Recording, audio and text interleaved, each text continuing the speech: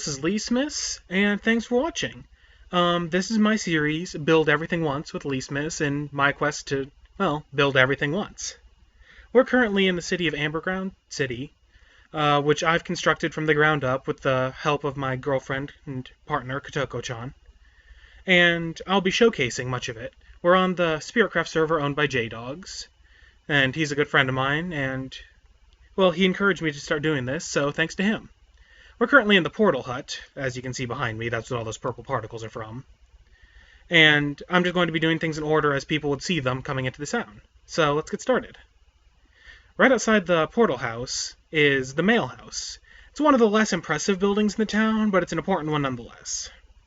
We have our mailbox, which is empty at the moment. We also have a bulletin board, a town charter, which is just the book of rules and all that. Couple chests for storage, and out back we have a little balcony overlooking a small lake, which I kind of like. That building over there is the forge. We may or may not be able to make it today. I try to keep my things short. So, we can move on to the next one. The next building over is the Carrot Shrine, one of my favorite buildings in town, even though it's actually one of the smaller ones. If you follow along through the numerous showcases that I plan on doing, you'll see this is only one of quite a few shrines I've actually built throughout the city. Each representing a deity of one of the deities of a fictional religion I wrote up because I was bored one day. Each one includes a small instruction, which is usually easy to carry out based on what's available in the immediate area. This one asks you to leave behind a carrot, and throw it on the pedestal and leave it behind in exchange for a little bit of good luck. And I built it kind of as a joke, but it's amazing how many people will pass by here and actually leave carrots. Every now and then I'll wander by and see carrots floating here that I didn't leave behind.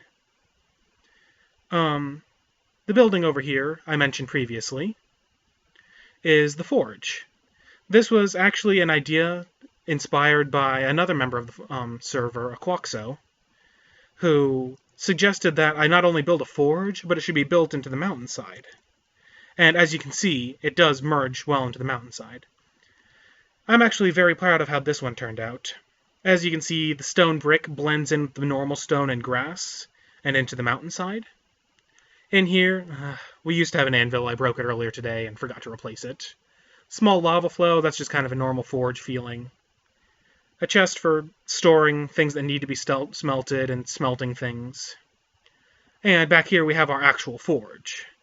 This setup lets us just, kind of fire and forget our smelting processes. Just stick a stack in one of the furnaces, a stack of coal, and stick up to 5 stacks in the hoppers, which will feed items down to the furnace, and the next hopper will drain the furnace of items into the chest. As you can see, we end up with cooked chicken here.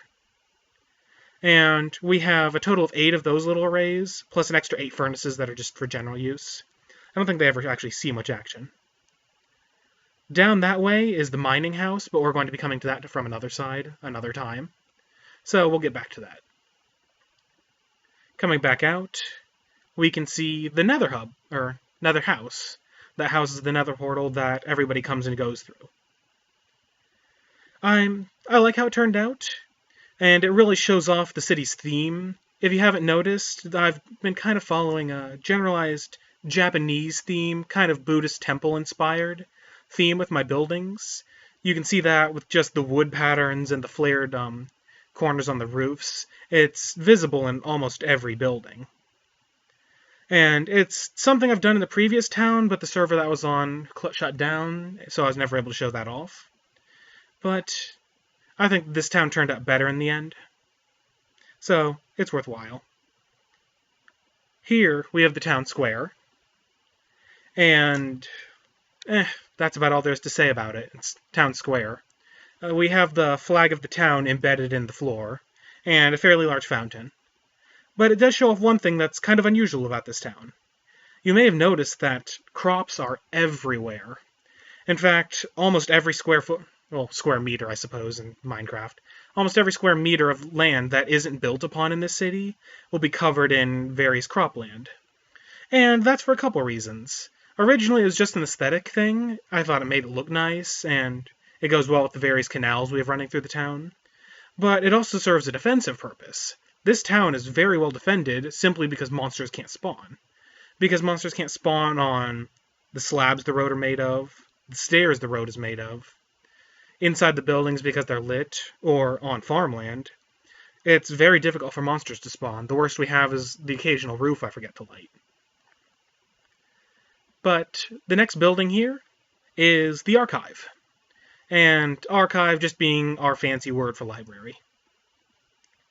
In here we have a full enchanting array, which honestly gets used fairly rarely because our actual experience farm has its own enchanter, but it's nice to have around. And we have a town map. If you look here, you can see that I have maps of the surrounding area in items frames. This is where we are currently. If you can see the arrow, that's the archive there. It can be a little difficult to pick out buildings in relief, but oh well. Also, unfortunately, 2 of the maps are missing. They vanished on me a while ago, and I'm not entirely sure where they went. I'll just have to replace them. Upstairs is a viewing platform, which gives one of the better views in town, actually. Looking out across town, you can see that I've kept the same theme, the stone bricks, stone slabs, and spruce logs. It looks a little jumbled from here, but it makes a lot more sense up close. It's all the slabs blending together. And also, from here, you can see my house. We refer to it as the palace because it's so large, and I'll be getting that next, or possibly next time. Downstairs in the archive is what we call the war room. I call it the war room because if you think any movie about war, you can always see the scene where the generals are sitting around their big table at all their chairs, pointing and yelling at each other about the big map on the back wall. And that's kind of what I'm going for. I have the big table and space for just an enormous map of the surrounding area. You can see we have the same map as upstairs here. Thank goodness for the ability to copy maps now. And a whole lot of space that hasn't been filled in yet. I plan on filling that in as Amberground City expands. J-Dogs has said that I shouldn't just up and move and leave this place behind, but that I can expand as much as I like, so long as things continue to look nice and remain connected. And we have little signs just saying what should go where, how the city should expand. Well, that's a couple of buildings I felt like showing off. I hope you enjoyed this, and well, the entire purpose of this recording, I'm sorry, I've been streaming with J-Dogs too much. The entire purpose of this recording isn't just to showcase things, but, well, to give people the chance to see them, but if someone really likes something, you can always private message me and ask me to do a video about how to build it. I'm okay with doing tutorials. I mean, I'd rather teach people, like, how to build the concepts that I use to build, rather than how to block by block build one of my buildings.